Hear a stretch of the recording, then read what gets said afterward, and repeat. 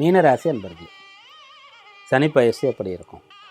வாக்கிய பஞ்சாங்கத்தின்படி கும்பராசியிலிருந்து மீனராசி உங்களுடைய ராசிக்கு தான் சனி வரார். இதை ஜென்ம சனி அப்படின்னு நம்ம சொல்லுவோம். ஜென்ம சனி அப்படின்னு சொல்லிட்டாலே பெருசாக விளக்க வேண்டிய அவசியமே கிடையாது. அது ஒரு கடினமான காலம்தான் அப்படின்றது எல்லோருக்குமே தெரிந்த ஒன்று தான்.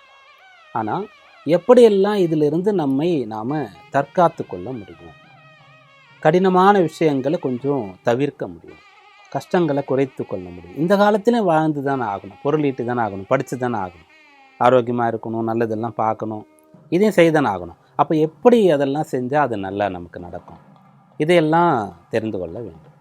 அதற்கு என்ன விளக்கங்கள் இந்த சாஸ்திரத்தில் இருக்குதுன்னு பார்க்கும்போது, முதல்ல உங்களுக்கு ஒரு நல்ல விஷயம், ராசிகளில் பெரிய ராசி சிறிய ராசிகள்னு இருக்கிறது. அதாவது பெரிய ராசிகள்னு சொல்லும்போது அந்த ராசிக்குள்ளே கிரகங்கள் வரும்போது அதிகமான காலங்கள் இருக்கும் அப்படின்ற மாதிரி சொல்லுவோம். அதற்கு இன்னும் சில புரிதல்கள் இருக்குது. அப்படி உங்களுடைய ராசி அப்படின்னு சொல்லக்கூடியதில் நீங்கள் சீக்கிரமாக இந்த சனி பயிற்சியை முடிச்சிட்டு வரக்கூடிய ஒரு அம்சம் வரும். அதை ஒன்றாக எடுத்துக்கலாம். ரெண்டாவது, ஜென்ம சனி அப்படின்னு சொல்லும்போதும் அந்த சனி ஜென்மத்துக்கு வராரு, எந்த ஸ்தான அதிபதியாக இருந்து வரார் அப்படின்றத பார்க்கணும்.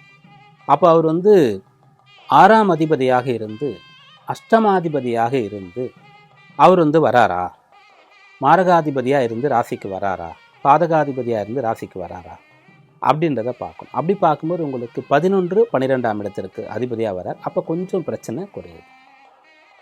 இது ரெண்டாச்சு. மூணாவதாக, அப்படி ஜென்ம சனியாக வரும்போது அவர் நீச்சம் அடைகிறாரா, கேதுடைய சாரத்தில் அவர் வருகிறாரா அப்படின்றத பார்க்கணும். அது இப்போது கிடையாது.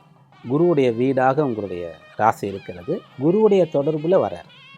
ரெண்டாவது, இந்த இடத்துல அவர் நீச்சம் அடையலை. இந்த இடத்துல அடுத்து வரக்கூடிய சாரங்களும் குரு சனி புதனாகத்தான் இருக்கிறது.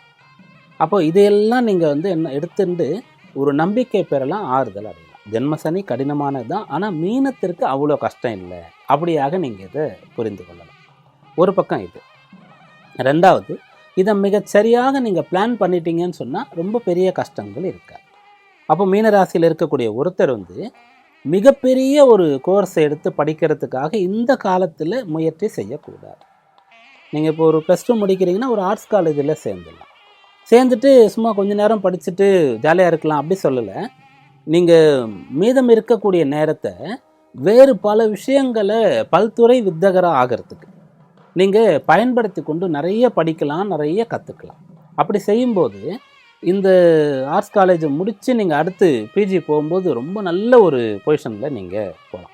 அப்படிப்பட்ட ஒரு பலனானது கிடைக்கும். பிஸ்னஸ் பண்ணணும்னு நினைக்கிறவங்க, இப்போ நான் ஒரு 2 வருஷத்துக்கு பெருசாக இன்வெஸ்ட் பண்ண மாட்டேன், ரொம்ப சின்னதாக தான் பண்ணுவேன், பெரிய ரிஸ்க் எடுக்க மாட்டேன், அதை ஒரு நிலைக்கு கொண்டு வந்துட்டு அப்புறம் தான் நான் நிறைய முதலீடு பண்ணுவேன், காசு இருந்தால் கூட, அப்படிப்பட்ட ஒரு நிலையை எடுக்கணும். வேலை பார்க்குறவங்க வேலை கஷ்டமாக இருந்தாலும் கூட பரவாயில்ல, கண்ணுக்கு தெரிஞ்சு வேலை கஷ்டமாக இருக்குது, நான் இதையே அப்படியே கண்டினியூ பண்ணிடுவேன், இதை விட்டுட்டு நான் ஆசைப்பட்டு வேறு வேலைன்னு போய் அதில் வேறு தெரியாத கஷ்டங்களை படுறதுக்கு தயாரில்லை. அப்படியாக நீங்கள் முடிவெடுக்கலாம். இப்போ நம்ம சொன்னதில் நல்லா நீங்கள் கவனிக்கணும். யாரையுமே ஜென்ம சனி காலம் எதுவும் செய்யக்கூடாதுன்னு சொல்லவே இல்லை. ஜென்ம சனியில் பிஸ்னஸ் பண்ணாதீங்க, வேலையில் தப்பாயிடும், வேலைக்கு போகும்போது ரொம்ப ரிஸ்க்கு, படிக்க வேண்டாம் அப்படின்னு சொல்லவே இல்லை. அதை சரியாக நீங்கள் பிளான் பண்ணிவிட்டு பண்ணுங்கன்றதான் சொல்கிறோம். ஏன்னா ஜென்ம சனியில் மிக மிக மிக முக்கியமான ஒன்று, நீங்கள் ஓய்ந்து போயிடக்கூடாது. நீங்கள் உங்களுடைய நம்பிக்கையை விட்டு விடக்கூடாது. வேலையெல்லாம் ஜாஸ்தி இல்லாமல் லீஷியராக நீங்கள் இருக்கக்கூடாது. அதுதான் உங்களுக்கு பிரச்சனையை கொடுக்கும். உங்களுக்கு உடல் வேணால் சுகப்படலாம், ஆனால் மனசு உங்களை நிம்மதியாக இருக்க விடாது. தவறான எண்ணங்களை கொண்டு கொடுக்கும். எதிர்மறை சிந்தனைகளாக வரும், நெகட்டிவ் தாட்ஸாக தான் உங்களுக்கு வரும். அப்போது தூங்குறீங்கன்னா கூட கெட்ட கனவாக வரும். அதாவது யாருன்னா வேலை இல்லாமல் இருக்கிறவங்க, கடினமாக உழைச்சிட்டு தூங்குறவங்களுக்கு எந்த பிரச்சனையும் கிடையாது, அவங்களுக்கு நெகட்டிவ் தாட்ஸும் ஜாஸ்தி வராது. அதனால் இந்த சமயத்தில் நீங்கள் கஷ்டப்படணும், உழைக்கணும், பாடுபடணும். சனியுடைய தன்மையே அதுதான். சனின்னு சொன்னாலே உழைப்பு தான், ஹார்ட் ஒர்க்கு தான். இன்னமும் சொல்லப்போனால் தியாகம்.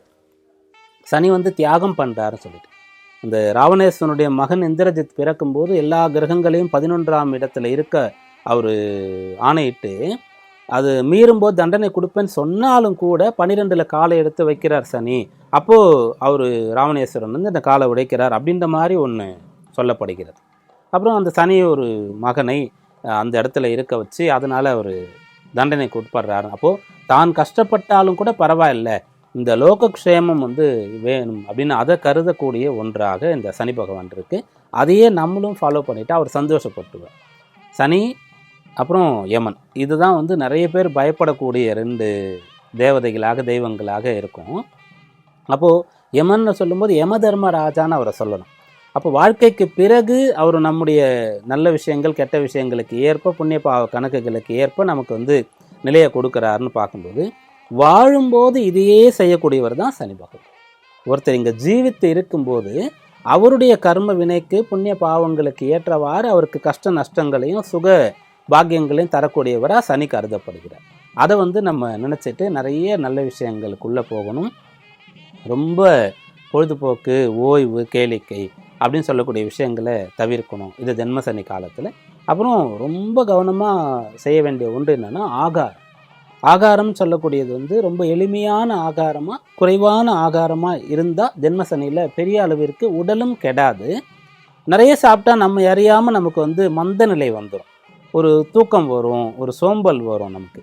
அப்படிப்பட்ட விஷயத்தை கொஞ்சம் குறைக்கணும். அதாவது யார் வந்து இது முடியுமோ அவங்க, நான் நிறைய மெடிசன் எடுத்துக்கிறேன், நான் நல்லா சாப்பிட்டு தான் ஆகணும்னு அவங்களாம் சாப்பிடுங்க. அப்போது ஆகாரத்தை குறைக்கணும், ஓய்வு நேரத்தை குறைக்கணும்.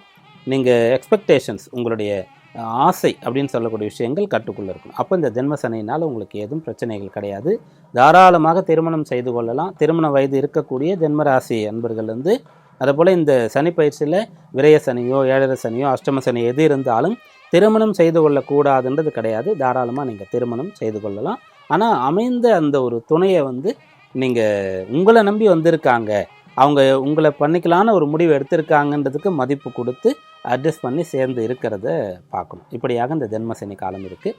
வழிபாடு என்ன அப்படின்னு பார்க்கும்போது ஆஞ்சநேய சுவாமி வழிபாடு. ஜென்ம சனி காலத்தில் மட்டும் நமக்கு ஆஞ்சநேயர் தான் மிகச்சிறந்த ஒரு நம்பிக்கையை தரக்கூடியவராக இருப்பார்.